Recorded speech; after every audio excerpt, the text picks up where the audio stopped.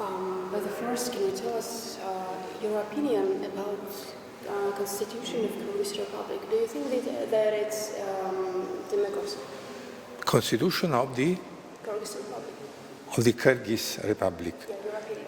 Well, my opinion is that this year is the 30th anniversary of the constitutional regime in Kyrgyzstan, and this is very important because 30 years gives you the idea of an establishment of a regime. So 30 years is not too little, but it's not also too much. So it's the right period for understanding how it is well established a regime.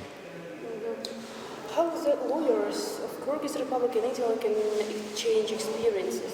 What's the important things? Well, it depends whether we speak of a constitutional court or other things, because the constitution is much bigger than the constitutional justice, okay?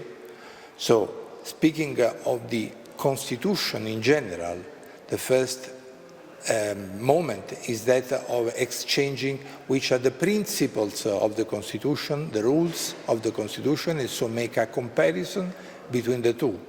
This is the first way of understanding each other, and I think there is much room for this. What kind of experience you can share with Kyrgyz Republic? Well, you see, there are universal values such as democracy and freedom, which is very important.